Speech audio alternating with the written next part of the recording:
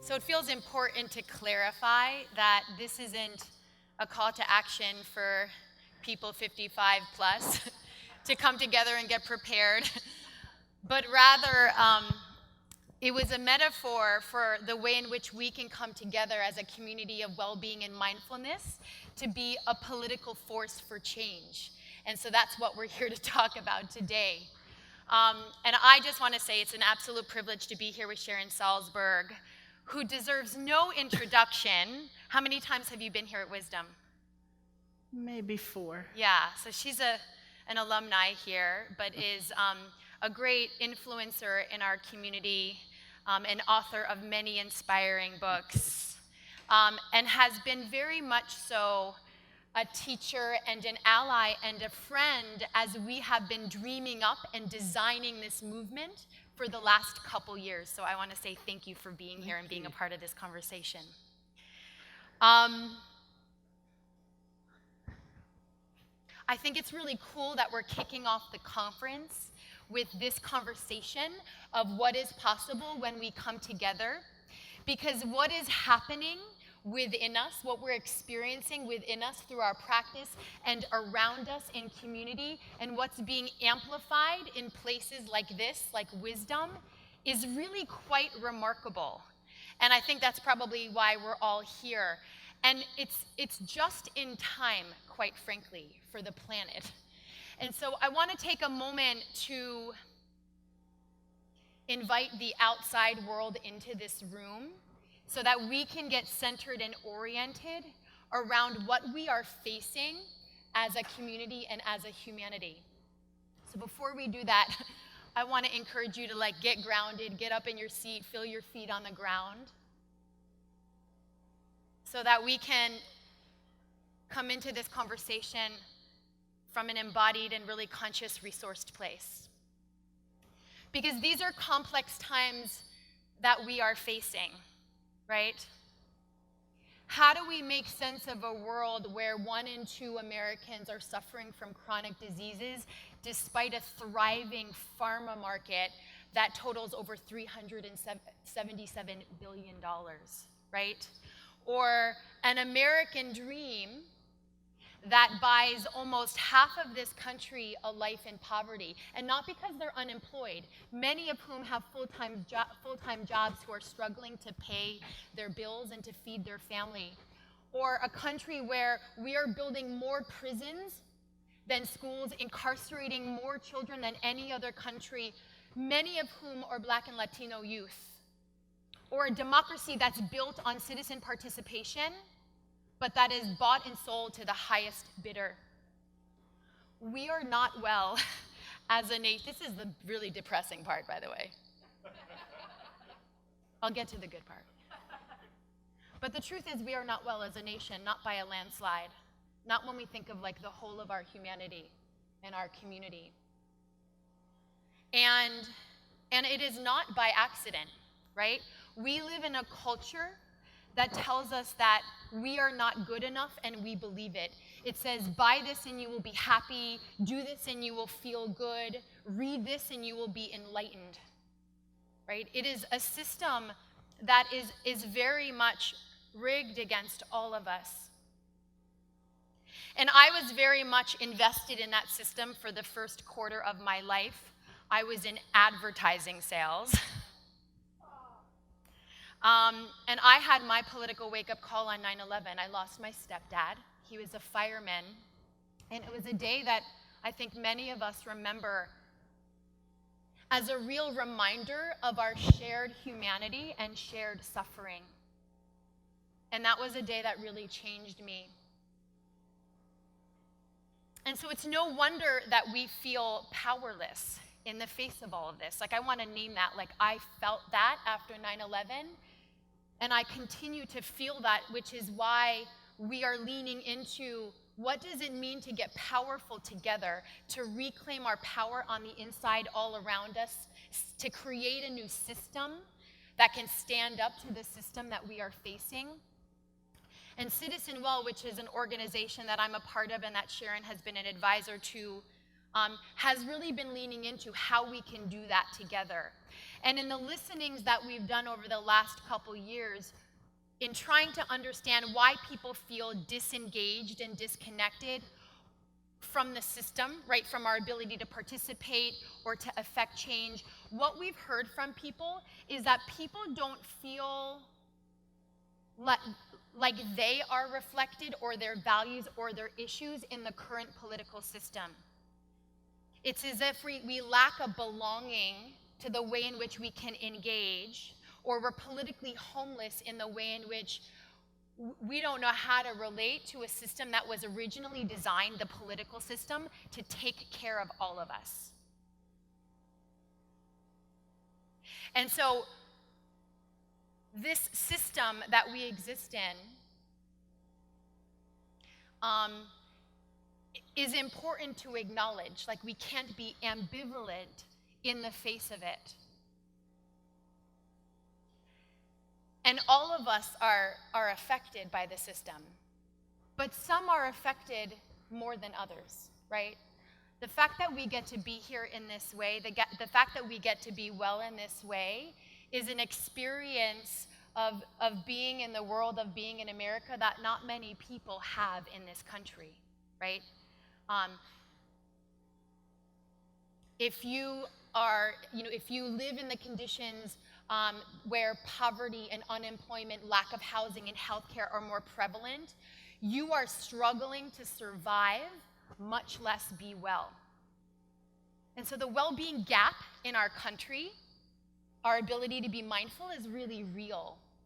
And it's not other people's problems. These are all of our problems, right? We can't ignore the suffering of our brothers and sisters. Our practice that is anchored in that value of interconnection and interdependence says that we cannot be well and mindful and whole unless everybody is well. And so what does that call us to do as a community? How do we stand up in the face of this system? Right? How do we come together for change? What is the new story that we need to be telling about what is possible? And that is the conversation that we want to have with you today. And here is the good news. I told you. We are a community that is 50 million people large. There are 50 million people in the United States that are engaged in lifestyles of health, sustainability, and mindfulness. That's about 27% of our country. And just to give you some context, and here's the AARP context, there are 37 million members of AARP, arguably the largest social and political force in our country. The NRA has 5 million members. And we are a community that is so committed to this lifestyle, we are fueling an economy of personal wellness and organic food and sustainable products that totals $300 billion. So we are powerful already, right? And we are very much already united around values of love and justice and compassion and interconnection. And I would argue we are very much ripe and ready to organize ourselves around one new shared story of who we are and who we can become if we are to step in courageously and vote our values and lean into the suffering and the possibility that is all around us. And so that's the opportunity that we kind of want to lean into today. And it's time, quite frankly. Right? All right, Kerri. Hi.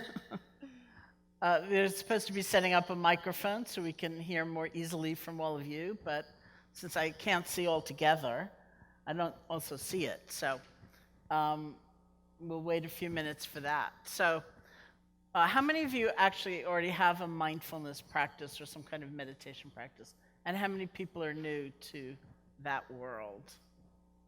Okay, thank you. Something I've long considered, as I clearly am very immersed in the world of mindfulness, awareness practices, compassion practices, is that I've often felt that as a community, while these practices, I know deeply from my own experience and from teaching for so many years, really do elicit that understanding of interconnection and compassion and that sense of being brothers and sisters rather than being so rigidly held in self and other and us and them. I've long seen that and believe it completely. I've also felt that for many there's a kind of missing piece in terms of being able to see the world in a certain way. And I think that's part of why we end up, all of us, whether we're in a more privileged or not so privileged position, that's why we end up feeling powerless. And that's something about just understanding and being able to look at something and really be tuning into the possibility of systemic change, of really widespread change and alteration of a system. So, for example, I've heard from many people that because of their mindfulness practice, because of their loving kindness practice, if they're asked for $1 on the street from somebody who's like a street person, many people have said to me, it's been my habit to give $1 anyway, but this is the first time I have looked that person in the eye and recognized that that's a human being. The corollary of which is everybody counts, everybody matters, and that could be me, actually. But very few people take another step, which is thinking about, what is the housing policy of my city? You know, what are the regulations that are maybe helping promote this problem? So good-heartedness clearly comes from one's practice. And I've often thought maybe there's another kind of education or some other understanding we might use. So I was thrilled when Kerri began this organization, Citizen Well, because I thought, oh, here it is, you know? From that basis of good-heartedness, we can begin looking at things in a really broad way and not just the immediate, there it is, the microphone, thank you. There's a pretty famous study that happened at Northeastern University by Professor David DeSteno, who was trying to see if there was a link between awareness, mindfulness practice, and the act of compassion. And the study in brief was something like he had people do an 8-week mindfulness program, and then he told them the follow-up was going to happen in the lab, but it was really happening in the waiting room for the lab. I don't know how many of you saw this. It was, you know, there were very few chairs in the waiting room, and there was either the meditator or a non-meditator as the control group, and all the other chairs were taken up by actors. And then someone who was also an actor came into the room on crutches, looking very much like they were in pain. And the question was, who got up and offered their chair? And who did not? And because the actors who were sitting on the chairs were all on their phones, there was also an element of who will be the first to sort of break through the social norm of ignoring the person on the crutches and actually offer their chair. So some vast amount more meditators, vast amount, offered their chairs than the people who were non-meditators as the control group. And it was held up, and I think accurately, as a study showing that the more mindfulness we have, the more compassion in action we will have. But then I had another question, similar to what I was just saying, is did anybody ask why there were so few chairs in that room? And where the lab was spending its resources? And is there another way to do things so that people in pain don't have to walk in here and, you know, depend on the kind-heartedness of an individual to offer their chair? So that's what I really think is the next step. Thank you. So we want to hear for a moment from you guys, because this is very much a movement that is coming from the inside out, right? That is emerging from our practice and our awakening. And I love what Sharon just said about the way in which we're stretching that practice beyond what we know to be charity, to really ask hard questions about the way things are and how they can be different for everybody on like a big systemic level. And so we want to hear from you guys for a moment so that we can just start to like bring more texture to this conversation. And it's not, we were talking before we came out here around the paradigm of this stage and how we're higher and we're up here and there are lights on us and we feel really disconnected. And I asked Sharon permission to get us all on the floor so that we could sit together. Because that to me is like a disruptive way of being together. But anyway, we didn't have that time to kind of reorganize. So I want to name that as like even the way in which we're taking shape as a group right now feels really old paradigm. So we want to like bring you guys into the conversation a bit because you are the movement. And we want to hear from you. What is the relationship between our practice and this work of big systemic change? What does our practice call us to do? And what are the ways in which we can come together? So anyone, and there's like one big, scary, intimidating mic right in the center under the bright lights, but this is your moment. Yeah, and if anybody doesn't feel comfortable or is not able to get to the mic, we'll somehow pass it around. Hi. Hi, Ruth. Hi, ladies. Okay, this is a really important conversation, I think. I'll speak for myself. Kerri and I know a little bit about each other, and I'm very involved in my community of Bend, Oregon.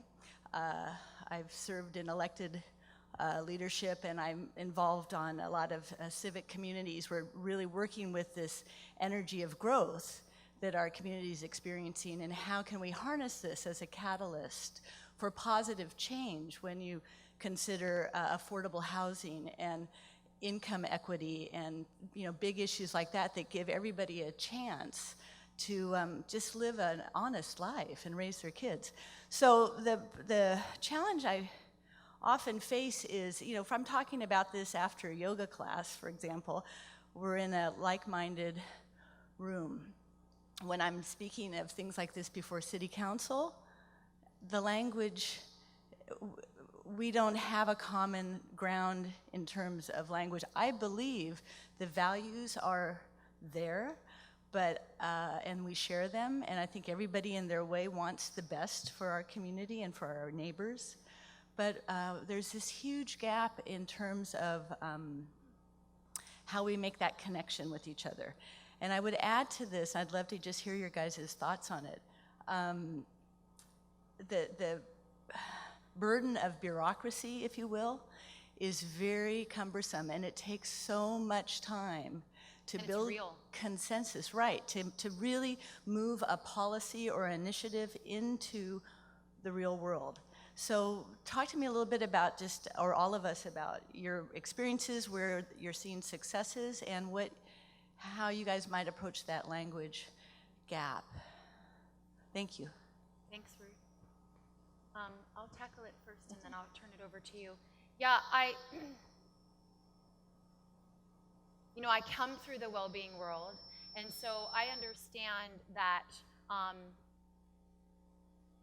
there's a way in which sometimes our practice can be really insular and safe, and it keeps us taken care of, and sometimes it allows us to have a friend who says that she realized that her meditation practice became just another form of dissociation from what was going on in the world, right? So there's a gap there, I think, not for everybody, but for a lot of people who are drawn to the practice that might feel like a bit of escape, and they don't see the relationship between the practice that is on their mat or on their cushion and the way in which they can translate that practice into participation and action in the world. And I do think there isn't a shared language yet, or a shared way of working, and that it's our job to actually bridge that work. And I'll give you an example. The very first issue that we worked on for Citizen Well in New York State was that of minimum wage, and which was the most unlikely and non-endemic issue for this community. And one of our advisors, Michael King, said, this is an issue that really needs the support of this community, of all communities, because so many people are suffering economically, which means they're suffering in all ways, and it's systemic because of the way in which the minimum wage is held. And so how can we show up for that community? And I was like, you want us to do what? You want us to like organize a community of people who are well to fight for minimum wage for fast food workers? I was like, that's gonna be the hardest thing. And we would show up at SEIU, at the union, every week to see how we can add value and how we can contribute. And as much as we didn't know the language of change and policy and civil disobedience, they didn't know the language of compassion and love in the way that we understood it too. And I guess the thing that I'm naming is, we showed up week after week.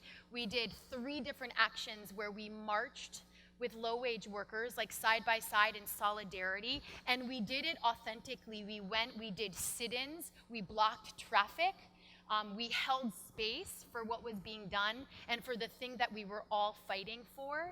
And after a while, that language gap actually shrunk. And now they call us and they're like, we're doing an action, can you bring your people to show up?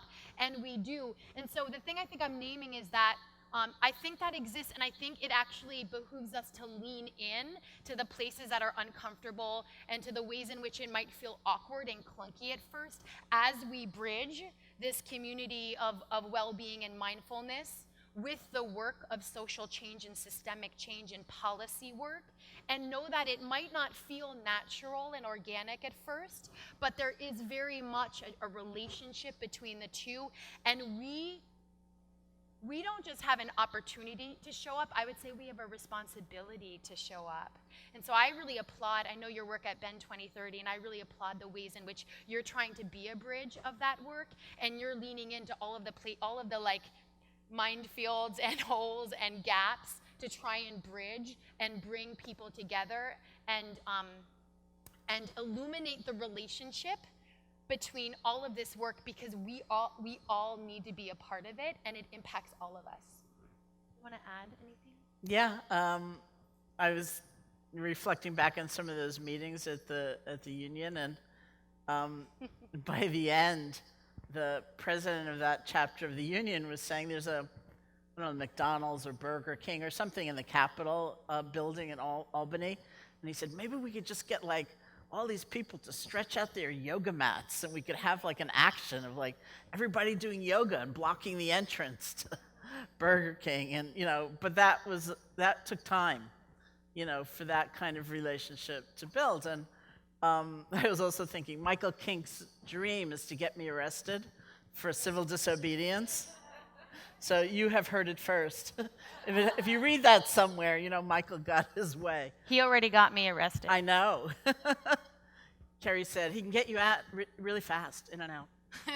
So, but that is an example. I mean, there's such joy in coming together, even with the frustrations and the tedium and the setbacks and the fear and everything else that arises. There is such joy in coming together and doing an action for the public good. It's like, it is a huge sense of community.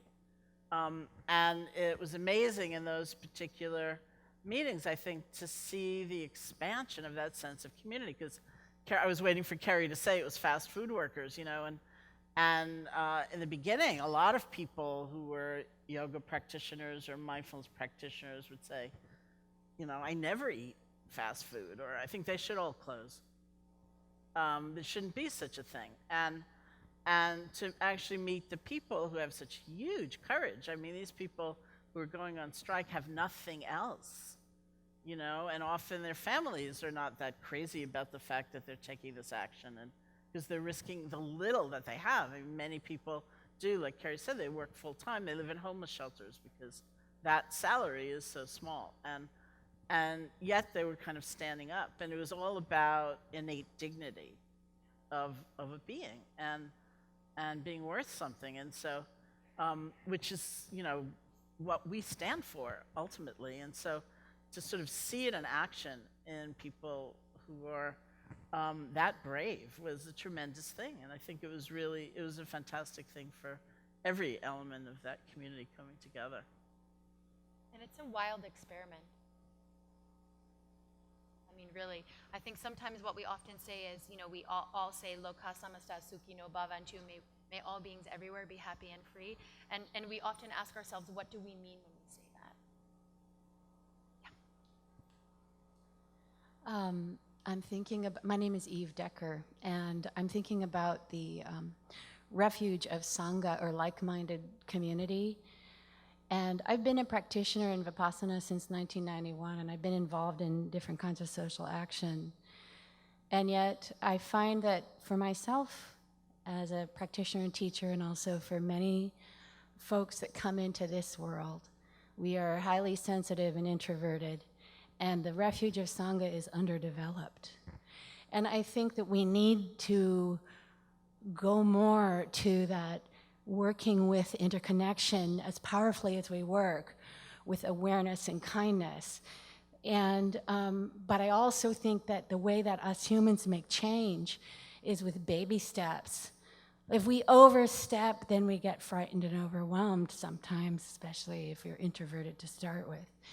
So my question for the two of you is, for those of us who desperately want to develop our capacity for connection, but we're stymied by conditioning, what baby steps do you teach, do you practice, so that people who care but are not used to connecting can connect and be courageous in that way? Mm-hmm. Well, I went to India in 1970 in order to learn how to meditate, and I came back in 1974 as a teacher. And because my own teacher had told me to teach, so I did it really the old-fashioned way, And the group of us who came back at that time and began teaching, I think, had this huge blessing of community or Sangha, but we took it for granted.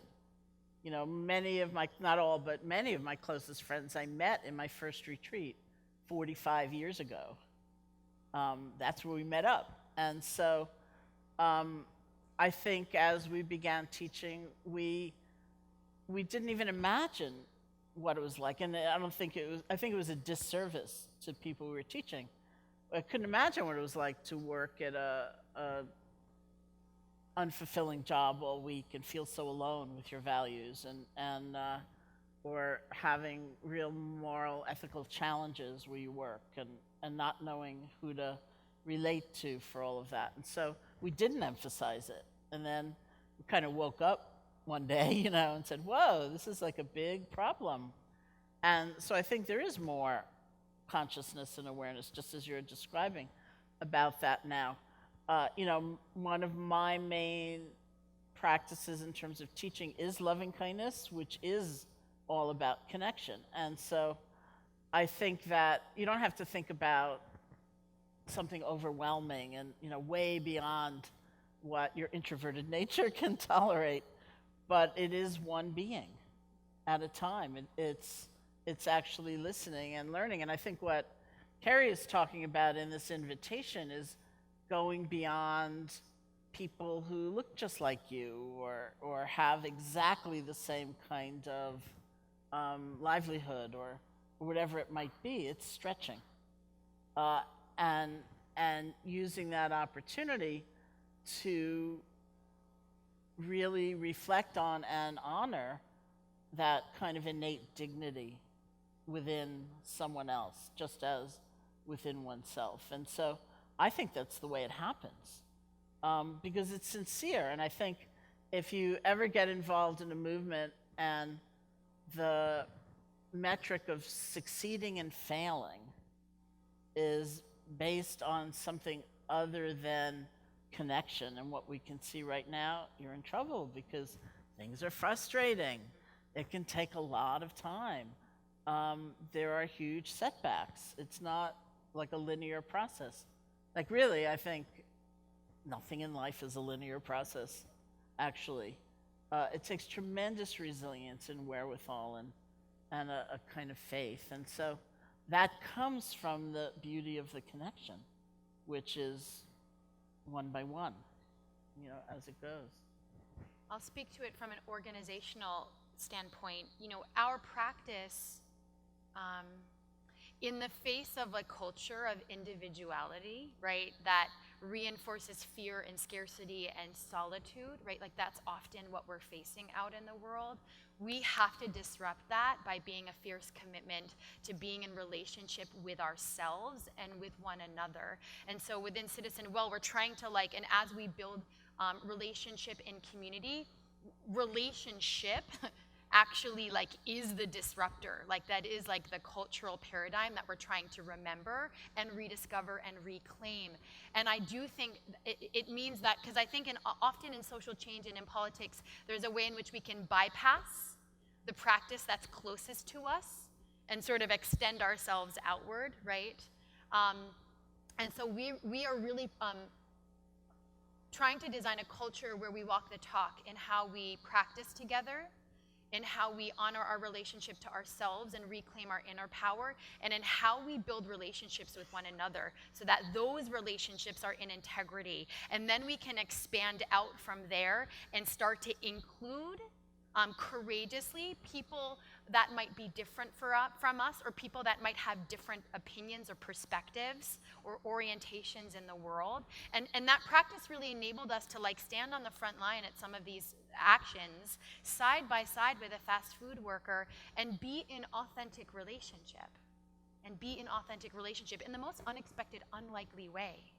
And in our last action, I'll just share this with you, we often come together in small circles. We'll talk about that in a moment, small community circles where we can relationally lean into the ways in which we can make change together. And we came into one after the last action in New York. And by the way, many months after we started that action, and we were we didn't even dent the way in which we were able to make change on that issue. We just showed up in solidarity and in practice. There is a much larger coalition and movement that's been going on for many years of fast food workers and many workers across sectors that have been fighting to raise the floor of the wage floor. And that did pass in New York in September. And while I don't think we had any impact in that, the fact that we were able to be a part of that was one of the most transformational experiences for us, and really reinforced, I think, our belief that we can be a part of something and that there's a place for all of us in this work. But we came together in the last action right before that passed.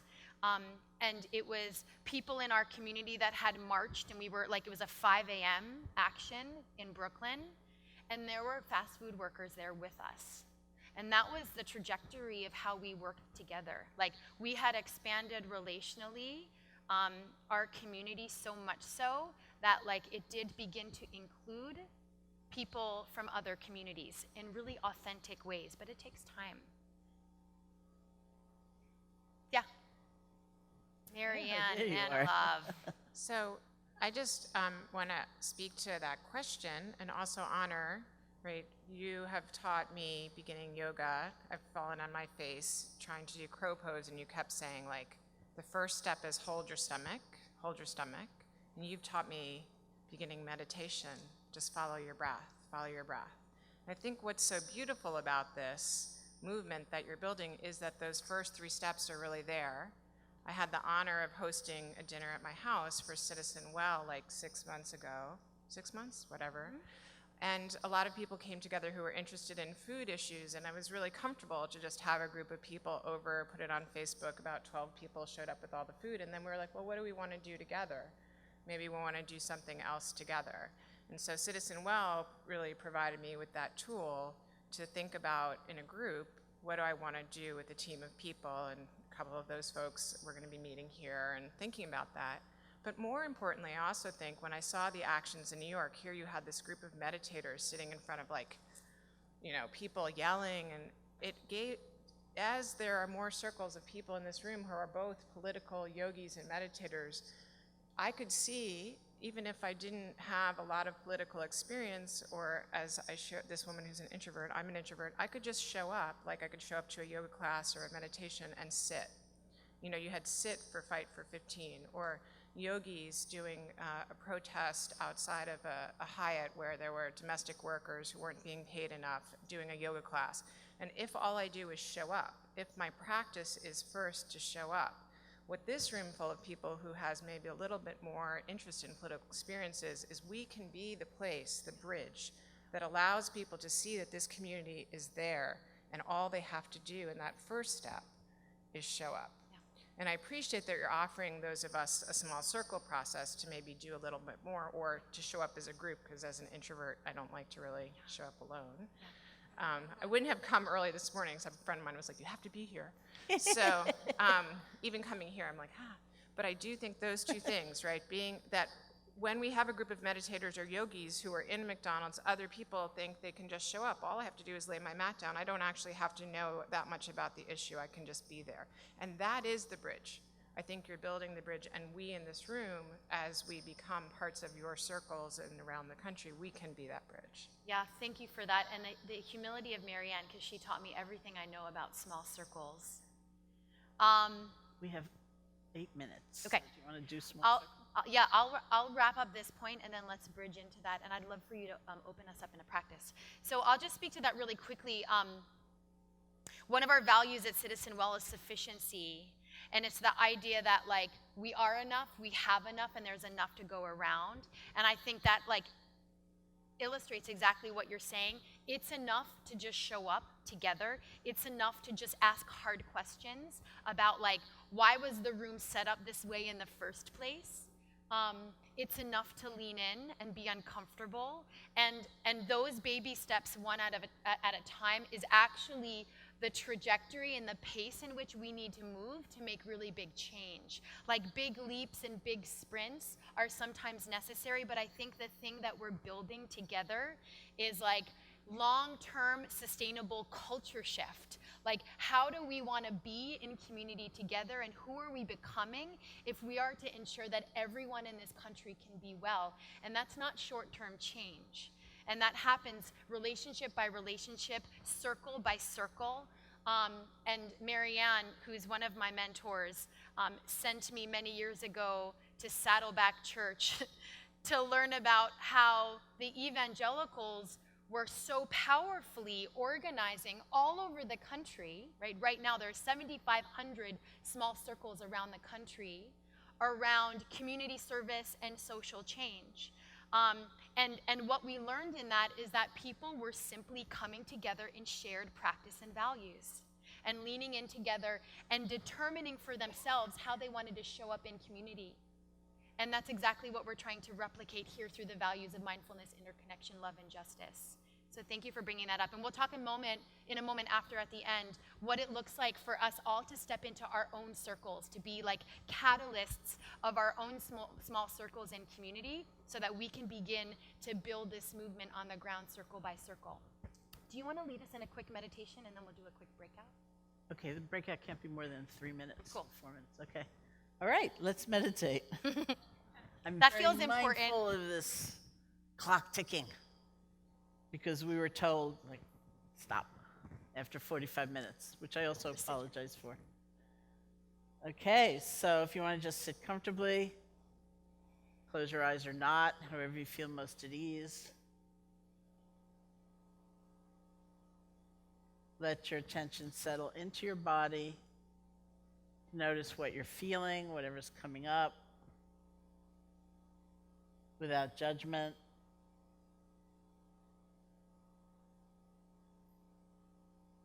See if you can settle your attention on the feeling, the actual sensations of your breath. Just the normal, natural breath, wherever it's strongest for you. Nostrils, chest, or abdomen.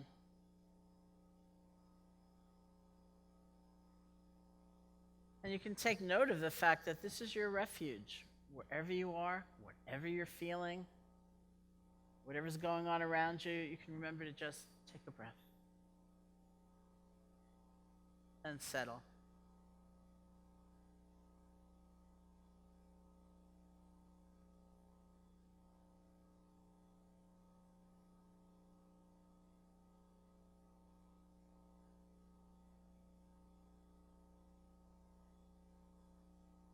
Thank you.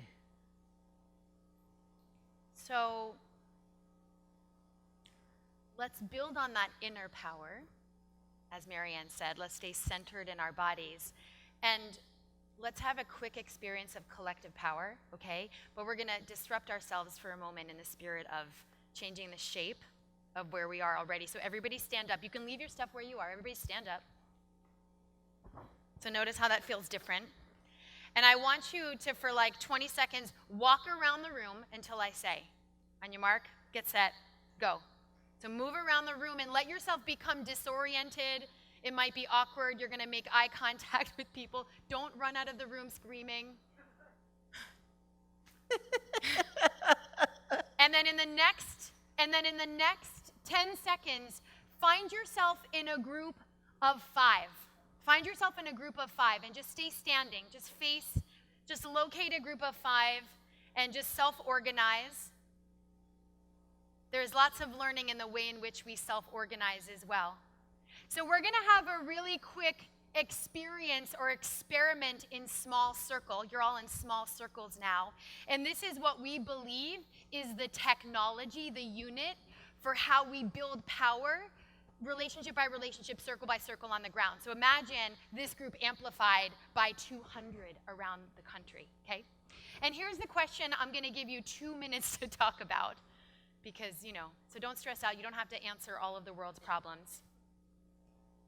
What is the secret sauce or the special power that this community of mindfulness, right, that this community that is aligned in the values of interconnection and love and justice and compassion can bring to the current political landscape or to our current culture? So what do we bring if we step in, lean in, and be courageous in how we engage with one another and with this moment in the world? So on your mark, get set, go. And I'll let you know when time is up. All right, so start to complete your conversations and just start to stand together. Just begin to stand together in silence. And I'll know you're complete when you're quiet. I'll know you're complete when you're quiet. So see if you can just stand. This is the most awkward part, by the way, in the presence of one another. And see if you can continue to look at one another. So we just did that for 1 minute and 30 seconds. And just acknowledge what emerged in relationship with one another around this very important question of what is possible. What is possible when we lean in, when we bring our values to the conversation, when we bring our practice to politics, to the way in which we take care of one another. Let's take a moment to just allow that to land in between you and amongst you.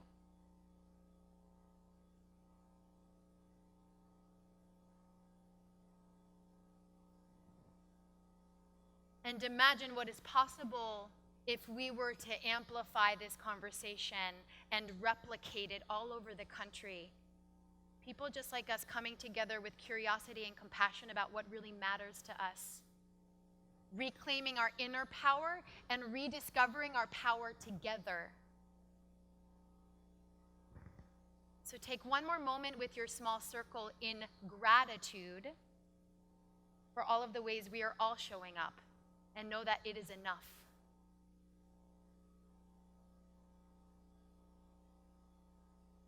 All right.